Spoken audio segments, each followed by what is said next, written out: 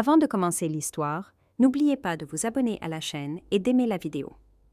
Je fixe l'écran de mon ordinateur portable, clignant des yeux à plusieurs reprises comme si les chiffres pouvaient s'arranger par magie.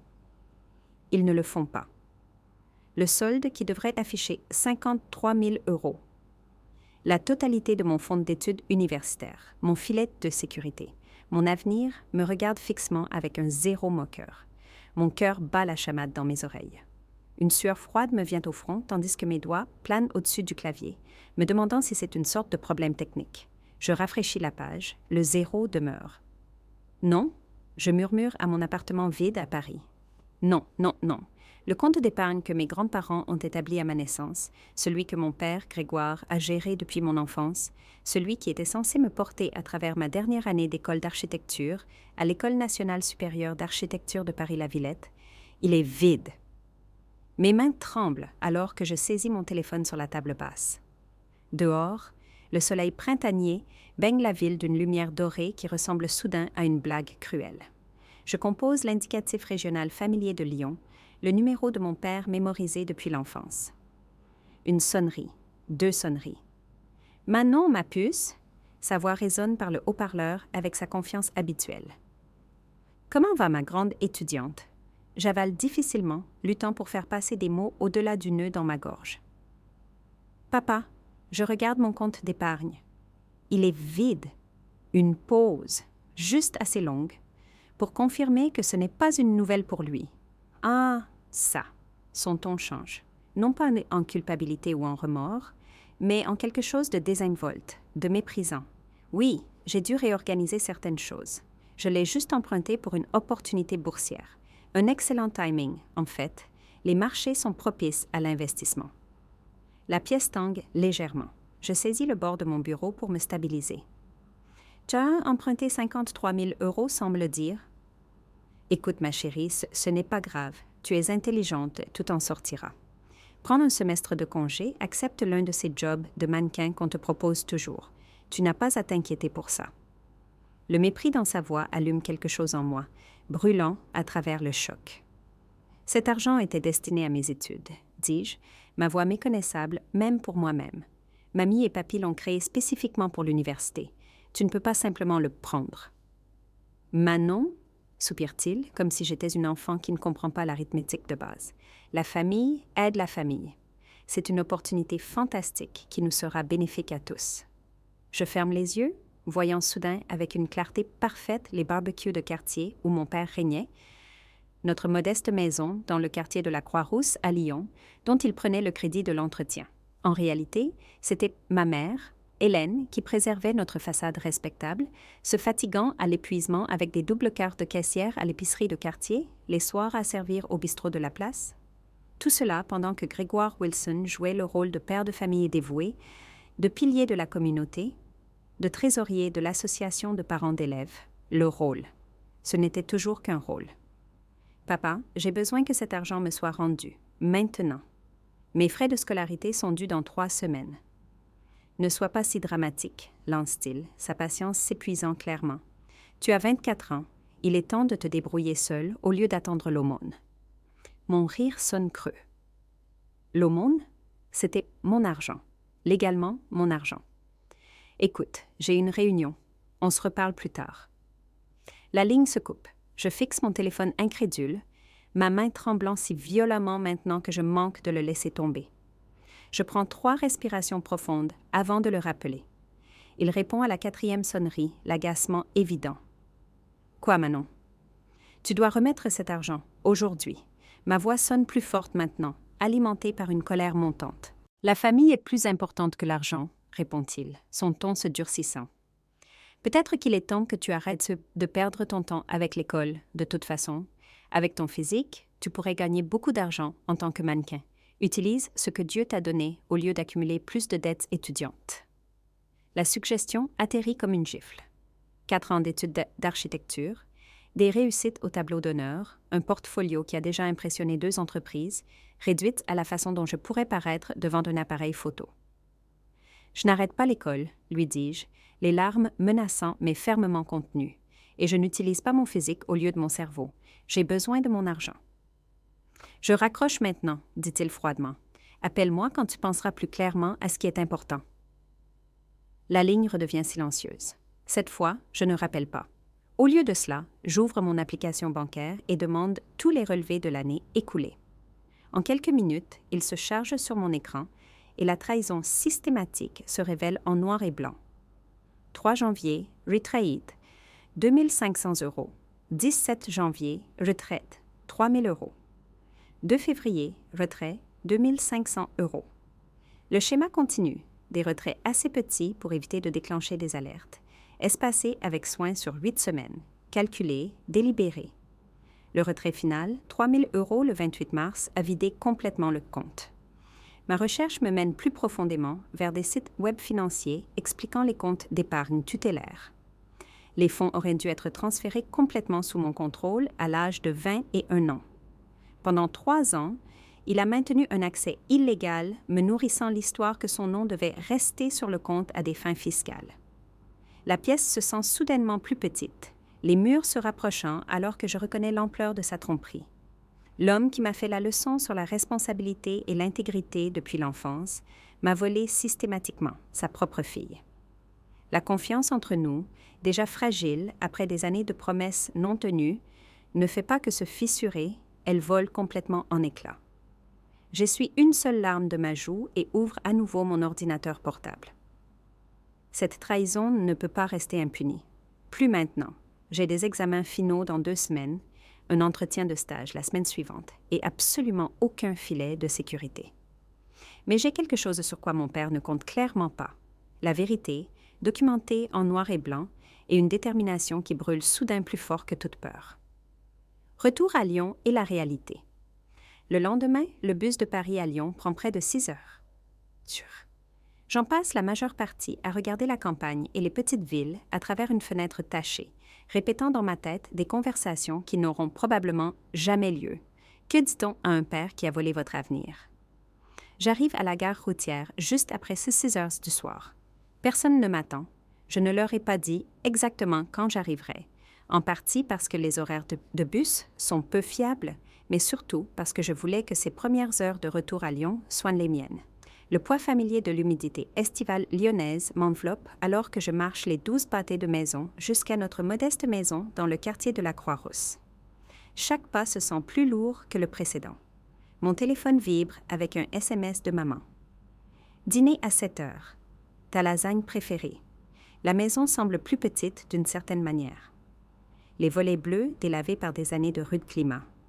Je m'arrête au bout de notre allée en béton, étudiant les haies taillées et le bain d'oiseaux en céramique que maman a acheté à une brocante il y a 10 ans. L'image parfaite de la respectabilité de la classe moyenne. Quel mensonge! La voiture argentée de papa est dans l'allée, brillant sous le soleil du début de soirée. Il a dû la laver ce week-end. Toujours maintenir les apparences. Maman ouvre la porte avant que je puisse utiliser ma clé, me tirant dans un câlin qui sent la sauce tomate et la lotion à la lavande qu'elle utilise depuis que je suis petite. « Voilà ma grande étudiante », dit-elle, son sourire sincère mais ses yeux fatigués, si fatigués. Elle sort d'un quart de matinée à l'épicerie et je sais qu'elle se dirigera vers le bistrot de la place d'ici 9 heures ce soir. Ton père est dans la salle à manger à mettre la table. Je force un sourire. Super! Papa se tient plus grand qu'Engendre. Ses bras sont tendus pour un câlin dans lequel j'entre à contre-cœur. Manon, regarde-toi, Paris t'a transformée en une vraie dame sophistiquée. Je me retire rapidement. Ce n'est qu'un semestre depuis Noël, papa. Eh bien, tu as l'air différente. Il montre la table où 3 assiettes attendent. Ta mère s'est surpassée avec le dîner. Je l'observe attentivement, cherchant des signes de culpabilité ou de honte. Il n'y en a pas. Au lieu de cela, il retire ma chaise avec une élégance, exactement comme il l'a fait depuis que j'ai l'âge de m'asseoir à la table des adultes. L'acte du père parfait. Pendant le dîner, maman pose des questions sur les examens finaux et mon entretien de stage.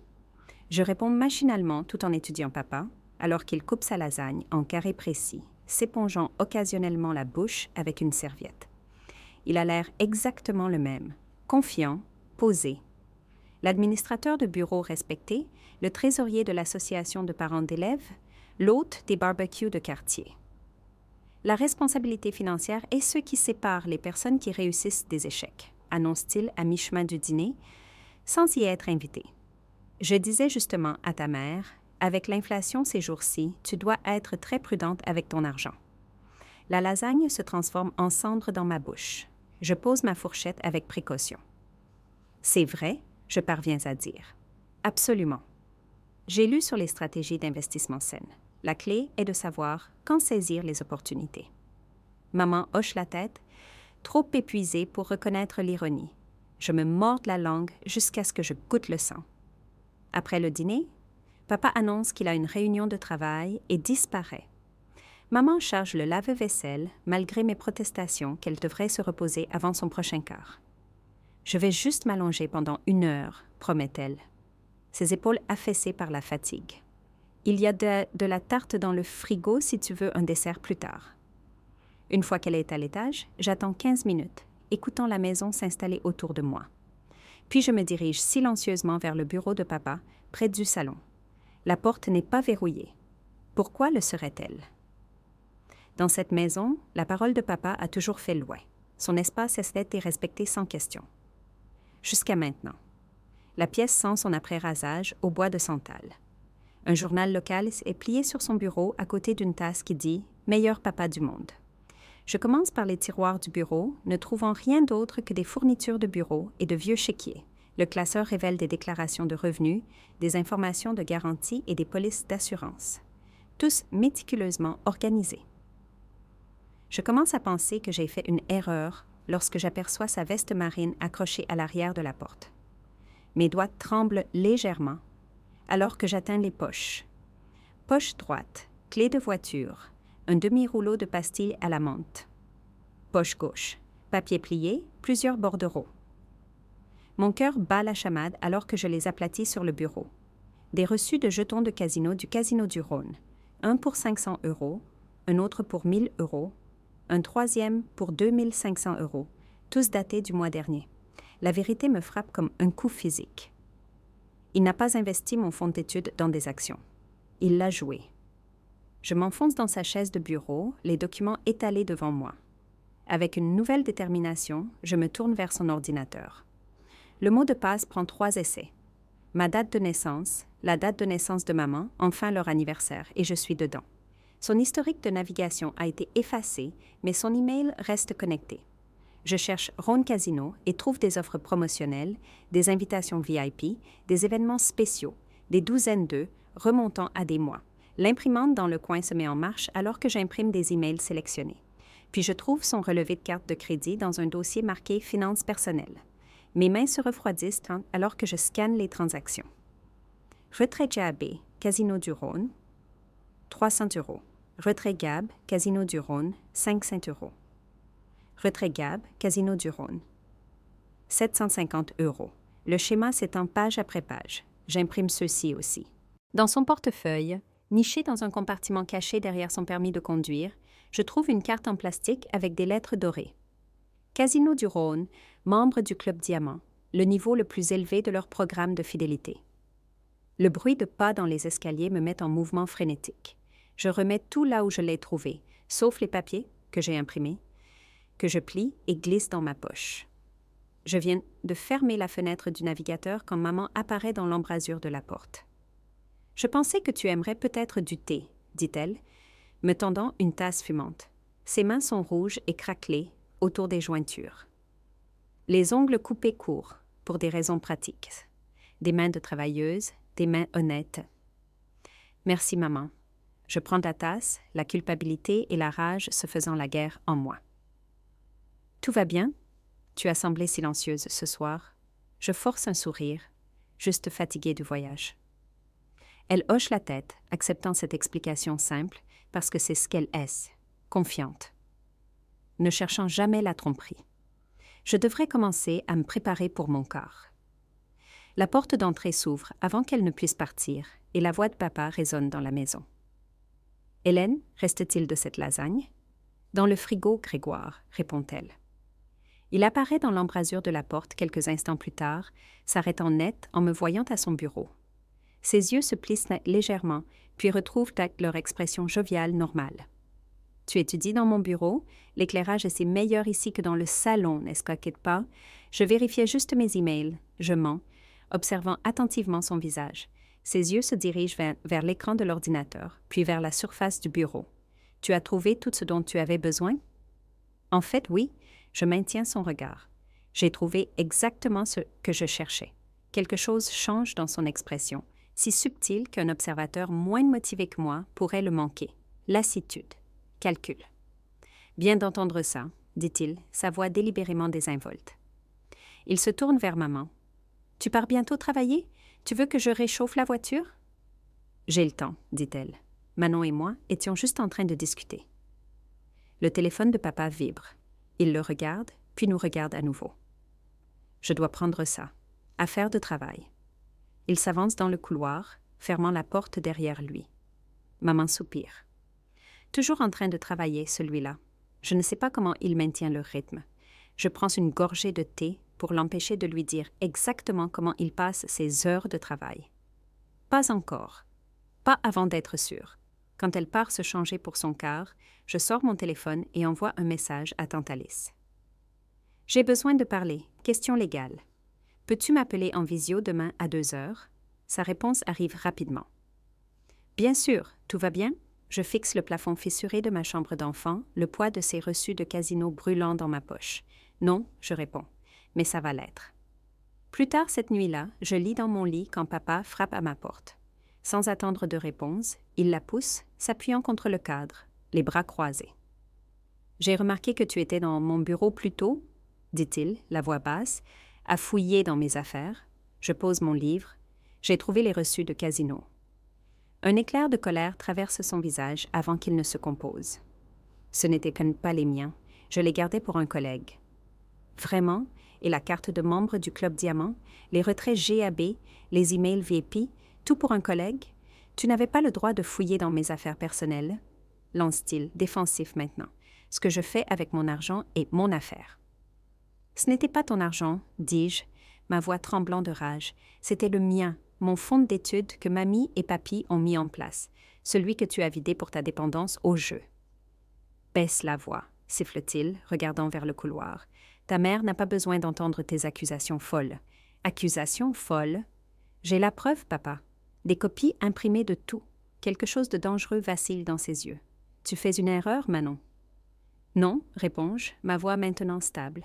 L'erreur était de te faire confiance avec mon avenir. Il me fixe pendant un long moment, puis s'en va, sans un autre mot, fermant la porte fermement derrière lui. J'attends que ses pas s'estompent avant de reprendre mon téléphone. J'envoie un message à tante Alice. Changement de plan, il faut que ce soit un appel à 3 avec maman, et j'ai besoin que tu apportes tout ce que tu sais sur les lois de tutelle. Je passe la nuit à organiser les preuves en une chronologie claire. La trahison, le vol systématique, la tromperie délibérée.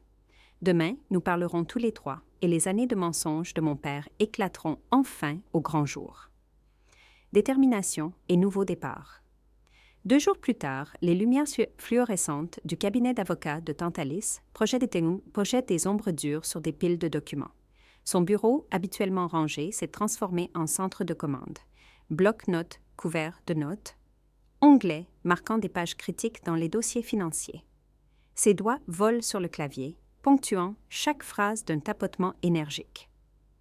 La rupture de tutelle est nette, marmonne-t-elle, ne levant pas les yeux alors que j'entre avec 2 tasses de café. Ce que Grégoire a fait n'était pas seulement moralement répréhensible. C'était illégal. Je pose son café à côté de son clavier, noir avec un sucre, exactement comme elle le prend depuis la faculté de droit. L'odeur du café frais se mêle à l'air stérile du bureau. Par la fenêtre derrière elle, Lyon s'étend, grise et couverte, correspondant à mon humeur. Est-ce que ça va tenir? Je demande. Ma voix plus stable que la tasse tremblante dans ma main. Papa a toujours été doué pour se sortir des ennuis en parlant. Alice lève finalement les yeux, ses yeux ressemblant tellement à ceux de ma mère, se plissant de détermination. Le charme ne fonctionne pas devant les tribunaux, chérie. Les chiffres disent que la vérité quand les gens ne le feront pas. Elle fait pivoter son moniteur pour me montrer une lettre formelle, le langage froid et précis. Les mots « demande de restitution immédiate » et « manquement au devoir fiduciaire » sautent de la page. Ceux-ci partent aujourd'hui, courrier recommandé. Elle me tend une copie. Plus de paroles, plus de chance. Nous avons dépassé cela. J'hoche la tête, passant mon doigt le long du bord du papier. Comment va maman avec son avocate? L'avocate de la famille est la meilleure avocate en divorce de la région. Ta mère a apporté 20 ans de dossiers financiers. Un petit sourire féroce traverse le visage d'Alice. Ellen Wilson a peut-être été silencieuse toutes ces années, mais elle a gardé des reçus, au sens propre et figuré. Ce soir-là, la cuisine d'Alice se transforme en notre salle de guerre. La table en chêne où j'avais mangé d'innombrables dîners de fête contient maintenant des documents juridiques, des relevés bancaires et 3 tasses de thé. Maman est assise en face de moi. Son uniforme de serveuse échangé contre un chemisier simple. Ses mains enfin immobiles après une journée sans servir les autres. « J'ai trouvé ça dans le grenier », dit maman, poussant une boîte à chaussures vers moi. À l'intérieur se trouvent des relevés bancaires décolorés d'avant ma naissance. « Le jeu de ton père n'est pas nouveau. Je pensais qu'il avait arrêté quand nous t'avons eu. » Tante Alice étale les papiers par ordre chronologique. Ceci établit un schéma. C'est important.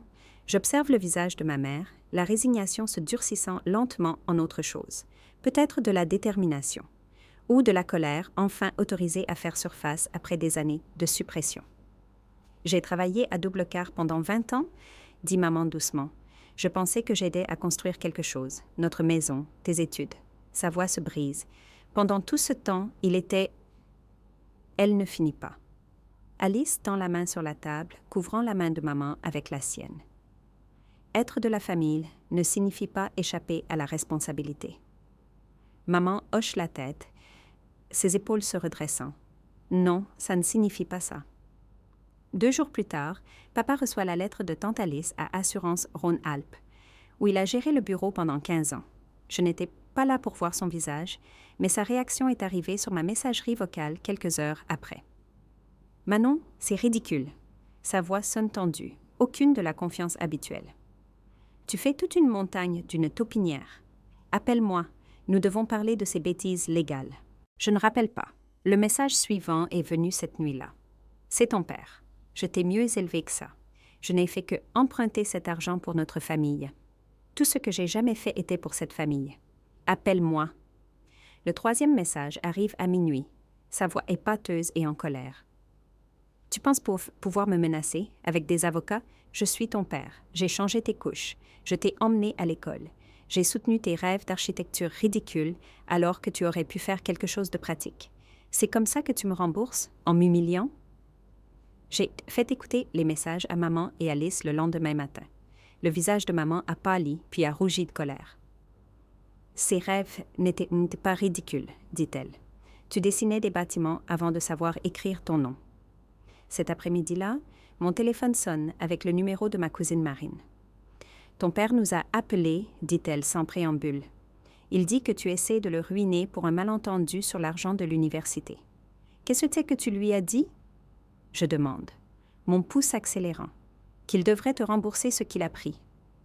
La voix de Marine se durcit. Puis il a dit que tu étais dramatique et ingrate, que tu as toujours été son enfant difficile. C'est à ce moment que j'ai appuyé sur « Enregistrer » sur mon téléphone.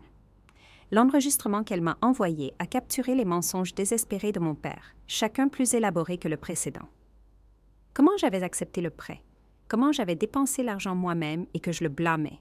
Comment ma mère avait des problèmes mentaux et ne pouvait pas être fiable? Cette nuit-là, maman m'appelle après son quart au bistrot de la place. Sa voix sonne étrange, creuse, mais d'une certaine manière plus forte. « J'ai craqué ce soir, dit-elle, en plein milieu de servir le plat du jour de la table 12. « Maman, je suis tellement désolée. »« Ne le sois pas. » Quelque chose avait changé dans sa voix. Brigitte de la cuisine m'a assise dans la salle de pause, puis Cécile nous a rejointes, puis Marc du grill. Ils ont vu tout ça toutes ces années, poursuit maman. À quel point j'étais fatiguée. Comment ton père n'est jamais venu à mes événements de travail, mais s'attendait à ce que je sois à tous les siens. Comment il passait pour emprunter de l'argent sur mes pourboires. J'entends un léger tintement à travers le téléphone. Qu'est-ce que c'était, je demande. Mon alliance, je viens de l'enlever. La plus infime nuance d'émerveillement colore sa voix. 26 ans, et elle glisse comme si elle n'avait jamais été censée rester. Je presse ma main contre ma bouche, les larmes menaçant. Je suis en train de nettoyer les tables en ce moment, poursuit-elle d'un ton neutre, avec des mains nues. Tu sais à quel point ça fait bizarre? Comme si j'avais porté des gants invisibles toutes ces années. Le lendemain matin, papa se retrouve enfermé hors du domicile familial. Maman avait changé les serrures pendant la nuit avec l'aide de Marc du bistrot. Ses cartes d'accès à leur compte joint ne fonctionnaient plus. Alice s'en était assurée dès que la lettre de mise en demeure était partie. Il appelle les voisins, me dit maman lors de notre vérification matinale, leur disant que je fais une dépression, que tu t'es retournée contre lui. Est-ce que quelqu'un le croit? Madame Dubois d'à côté lui a dit qu'elle avait vu sa voiture au casino du Rhône assez de fois pour savoir qui avait des problèmes. Le rire de maman n'a aucune trace d'humour. Les gens ne sont pas aussi aveugles que nous le pensons. L'image soigneusement construite de papa s'effondrait. Le trésorier de l'association de parents d'élèves qui donnait des leçons sévères sur la responsabilité fiscale. L'hôte des barbecues de quartier qui se plaignait de ces gens qui ne savaient pas gérer l'argent. Le père qui m'avait appris à équilibrer un chéquier à 12 ans, tout en volant systématiquement l'avenir de sa propre fille. « Tu retournes à Paris demain ?» me dit tante Alix ce soir-là, me tendant une impression de ma confirmation de vol. Je m'occupe des choses ici, mais les procédures judiciaires prendront des mois.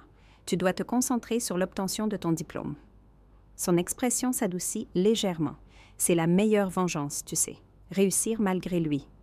Je regarde les informations de vol, puis ma mère assise tranquillement à la table de la cuisine, son doigt de noux occasionnellement touché par sa main opposée, comme pour confirmer sa liberté. « Je ne peux pas me permettre de finir sans cet argent, dis-je. Tu le récupéreras, dit Alice, la même certitude de fer dans sa voix qui lui avait fait gagner d'innombrables affaires. Chaque centime, plus les intérêts. J'ai déjà déposé l'injonction d'urgence. Maman lève les yeux, et je vends l'ensemble de la salle à manger, celui sans lequel ton père insistait que nous ne pouvions pas vivre. Ça devrait couvrir tes livres pour le semestre prochain. Je fixe ces deux femmes, leurs visages si similaires, mais marqués par des vies différentes. L'une qui s'était battue ouvertement, l'autre qui avait enduré tranquillement, les deux refusant maintenant de plier. Quelque chose de peu familier se déploie dans ma poitrine. Pas seulement de la détermination, j'avais toujours eu cela. C'était plus grand. La certitude qui venait de savoir que je ne me battais pas seule. « D'accord, dis-je, redressant mes épaules. Je vais terminer mes études, et papa fera face aux conséquences pour une fois dans sa vie. » Maman hoche la tête, une seule larme coulant sur sa joue. Certaines choses comptent plus que la paix, ma puce. Certains combats valent la peine d'être menés. Dehors, Lyon se préparait pour le soir, les lampadaires s'allumant un par un. Demain, je serai de retour à Paris, de retour aux maquettes et aux plans, et à l'avenir que je refusais de céder. Derrière moi se trouveraient ces femmes, mon véritable fondement, plus fort que toute architecture que je concevrais jamais. La confrontation. Un mois plus tard, le palais de justice de Lyon se dresse devant moi, tout en grès et en solennité. Mes doigts tremblent légèrement tandis que je lisse ma jupe crayon anthracite, armure professionnelle contre la trahison qui m'attend à l'intérieur. Tante Alice marche à côté de moi, sa mallette se balançant avec un rythme déterminé, ses talons cliquant un battement confiant contre les marches de marbre. « Prête ?» demande-t-elle, sa main chaude sur mon épaule. J'hoche la tête, ne faisant pas confiance à ma voix. À travers les lourdes portes en bois, après la sécurité, dans un couloir qui sent le vieux mobilier, le cirage et les rêves fanés, je le repère immédiatement. Papa est assis avec son avocat, la tête penchée en conversation. Il porte son costume du dimanche, celui réservé à l'impression des gens, et son expression pratiquée de paternité concernée. Le masque auquel j'ai cru autrefois sans question. Nos yeux se croisent à travers la pièce, les siens clignotent avec une panique momentanée avant de se fixer sur une indignation vertueuse. Debout, le huissier rappelle, et nous nous levons tandis que la juge entre. Ses cheveux argentés coupés en un carré pratique, ses lunettes de lecture perchées sur son nez. Manon contre Grégoire Wilson, annonce-t-elle, balayant les documents devant elle. Litige concernant un compte de tutelle. L'avocat de papa parle en premier. Monsieur Dubois, aux cheveux et à la langue d'argent, se lève avec une gravité théâtrale. Votre honneur, ce n'est qu'un malentendu familial, commence-t-il, la voix dégoulinante de raison. Mon client agissait dans ce qu'il croyait être le meilleur intérêt de la famille lors d'un défi financier temporaire. J'avale difficilement, goûtant l'amertume. Le mot temporaire plane dans l'air comme du poison. Tante Alice se lève, sa voix fraîche et précise. Votre honneur, ce n'était pas un malentendu. Nous avons la preuve d'un retrait systématique sur une période de 8 semaines, totalisant exactement 53 000 €. Ceci représente une rupture claire du devoir fiduciaire. Elle présente méthodiquement notre documentation, relevés bancaires, SMS, conversations téléphoniques enregistrées où papa admet avoir pris l'argent. Avec chaque élément de preuve, l'expression de la juge se durcit. « Monsieur Wilson, dit-elle finalement, regardant par-dessus ses lunettes mon père, ces retraits semblent délibérés et calculés. Quelle explication offrez-vous à la cour ?» Papa se lève, redressant sa cravate. Le geste est si familier qu'il me fait mal à la poitrine malgré tout. « Votre honneur ? Honneur, j'ai toujours mis la famille en premier, commence-t-il, la voix stable avec une sincérité pratiquée.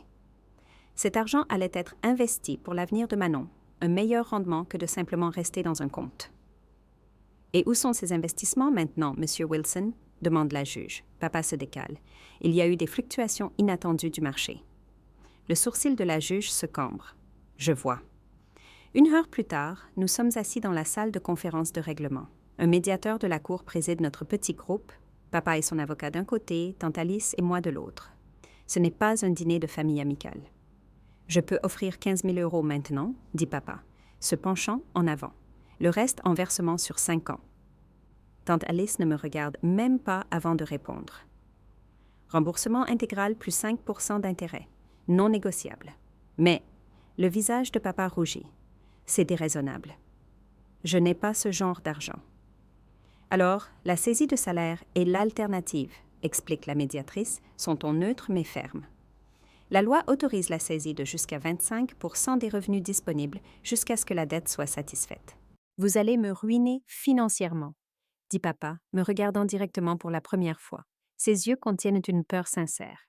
Les mots montent de quelque part profondément en moi, calmes mais inébranlables.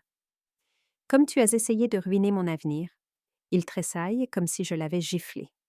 Plus tard cet après-midi-là, nous assistons à l'audience préliminaire pour le cas de divorce de maman, tenue dans le même palais de justice mais une salle d'audience différente.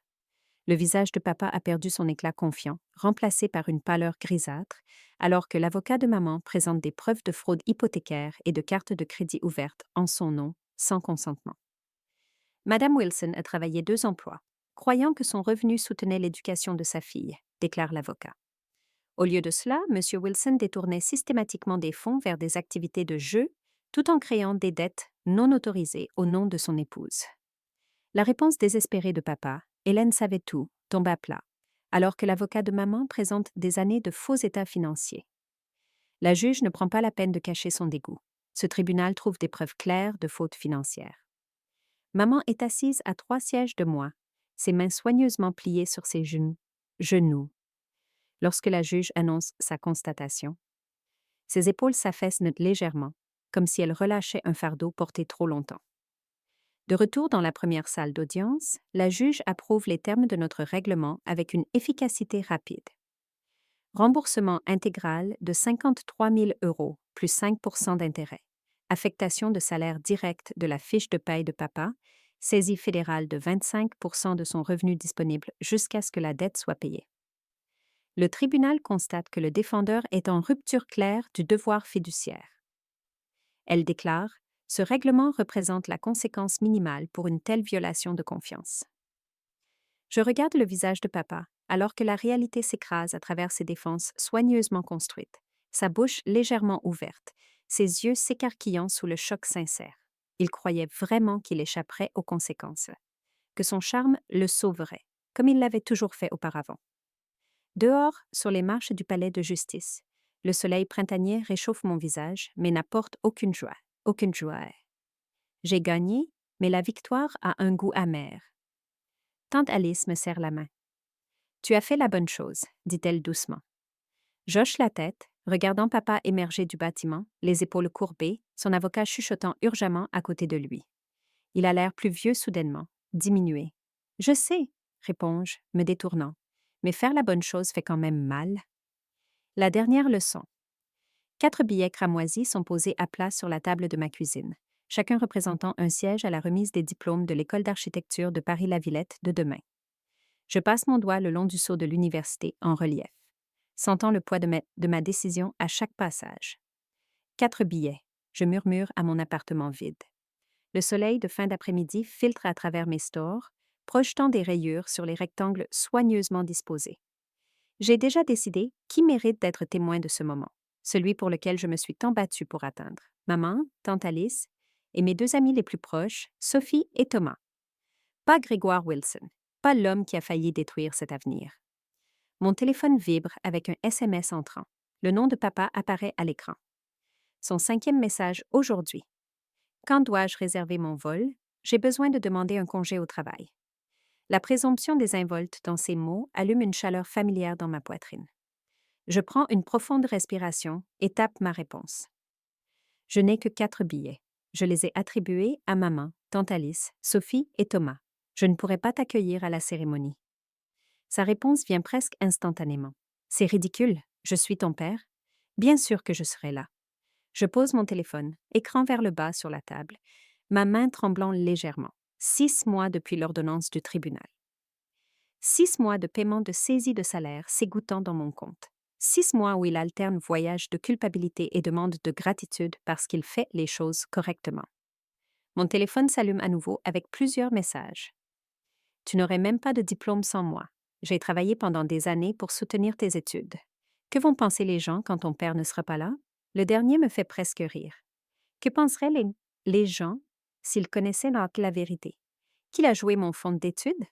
Qu'un tribunal a dû le forcer à rembourser ce qu'il a volé? Je mets mon téléphone en silencieux et retourne emballer ma toque et ma robe de graduation. Le matin de la remise des diplômes se lève clair et lumineux. Paris étincelle sous un ciel de mai incroyablement bleu alors que maman et tante Alice arrivent à mon appartement avec du café et des viennoiseries. « Oh, ma chérie, regarde-toi », dit maman, ses yeux déjà remplis de larmes. Elle a l'air différente maintenant, plus légère d'une certaine manière, malgré les nouvelles rides autour de ses yeux. La procédure de divorce s'est terminée le mois dernier et la liberté lui sied. « Arrête, Hélène, tu vas faire couler ton maquillage avant même que nous arrivions à la cérémonie, dit tante Alice, mais sa voix est douce. Elle me tend une housse à vêtements. Ta robe pourrait se froisser si tu la portes. Laisse-moi l'accrocher pour toi. Dans la chambre d'hôtel, maman m'assoit devant le miroir de courtoisie. De son sac à main, elle retire une petite boîte de velours. C'était à ta grand-mère, dit-elle, l'ouvrant pour révéler un délicat pendentif en argent en forme de compas d'architecte. Elle le portait quand elle travaillait comme dessinatrice dans les années 60. Peu de femmes faisaient ce travail à l'époque. Je touche le pendentif doucement. Je ne savais pas qu'elle était dans l'architecture. Elle n'a pas été autorisée à progresser, dit maman, l'attachant autour de mon cou. Mais elle serait si fière de ce que tu as fait de ton talent. Le pendentif repose froid contre ma peau alors que les larmes menacent. Je me lève et la serre fort dans mes bras. Merci pour tout, je murmure contre ses cheveux, respirant son odeur familière de lotion pour les mains et de café. Tu as fait ça toi-même, dit-elle fermement, malgré tout. Un coup à la porte annonce Sophie et Thomas, les bras chargés de fleurs et d'une banderole faite main qui dit « Manon Wilson, architecte extraordinaire ». La procession des diplômés semble surréaliste. Des centaines d'entre nous dans des robes et des toques identiques, marchant à travers le campus vers le pavillon de la cérémonie. Parents et amis bordent les allées, prenant des photos et saluant. Je scanne la foule, repérant maman, tante Alice, Sophie et Thomas dans leurs sièges désignés, leurs visages rayonnant d'une fierté sincère. Puis je le vois. Grégoire Wilson se tient à l'entrée de la zone des sièges, son visage tendu par la détermination. Il porte un nouveau costume, probablement acheté pour l'occasion, et tient un bouquet de roses si grand qu'il semble absurde dans ses mains. Mon pas vacille momentanément, mais la procession continue d'avancer, me portant en avant. Je regarde avec horreur alors qu'il pousse vers la section des sièges étudiants, ignorant l'ouvreur demandant à voir son billet. « C'est ma fille », annonce-t-il bruyamment, pointant vers moi. Manon Wilson, elle n'a réussi que grâce à mes sacrifices.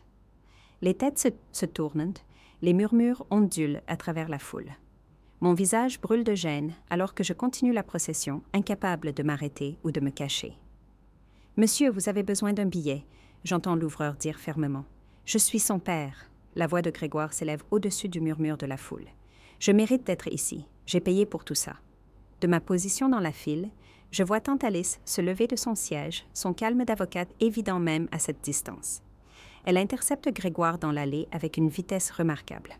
« Tu n'as pas de billet » dit-elle, sa voix calme mais portant clairement. « Tu n'as pas ta place ici. »« Hors de mon chemin, Alice » siffle Grégoire, assez fort pour que les rangées voisines l'entendent. « Je mérite le premier rang en tant que son fier père. » « Non » Tante Alice reste ferme. « Tu n'as expressément pas été invitée. » Deux agents de sécurité s'approchent. Leur manière professionnelle mais intransigeante. « Monsieur, dit le plus grand, nous devons voir votre billet ou nous devrons vous demander de partir. »« C'est ridicule !» La voix de Grégoire monte encore plus haut, attirant plus d'attention. « C'est ma fille, j'ai le droit de la voir obtenir son diplôme. »« Monsieur, répète l'agent, partez maintenant ou nous vous escorterons dehors. »« Savez-vous qui je suis ?» demande Grégoire, son visage rougissant. « Je suis Grégoire Wilson. J'ai tout sacrifié pour cette fille. Sans moi, elle ne serait même pas là. » Les agents de sécurité échangent un regard, puis chacun prend un des bras de Grégoire. « Non, c'est scandaleux. » Il se débat contre leur emprise. « Manon, dis-leur qui je suis. Dis-leur que je suis ton père. » Je reste figé dans la file, mortifié alors que des centaines d'yeux basculent entre l'agitation et moi. Mes camarades de classe se déplacent inconfortablement. Une amie me serre le coude en soutien silencieux. La sécurité commence à éloigner physiquement Grégoire vers la sortie. Il continue de crier au sujet de ses droits en tant que parent, sa voix devenant plus désespérée à chaque pas. Alors qu'il le retire finalement du pavillon, une sensation inattendue m'envahit, pas la gêne écrasante que j'anticipais, mais quelque chose de plus léger. Le soulagement. La vérité de notre relation mise à nu pour tous. Plus de faux semblants, plus de masques. Je croise le regard de ma mère à travers la foule. Son visage montre de l'inquiétude, mais quand je lui fais un petit signe de tête, elle se détend visiblement. Tante Alice retourne à son siège, lissant sa jupe avec des mains fermes qui ne trahissent aucun tremblement de détresse. La cérémonie continue. Quand ils appellent mon nom, je marche sur la scène la tête haute, acceptant mon diplôme alors que des acclamations éclatent de mes 4 véritables soutiens. Pour la première fois, je réalise que la famille n'est pas définie par l'obligation ou le sang.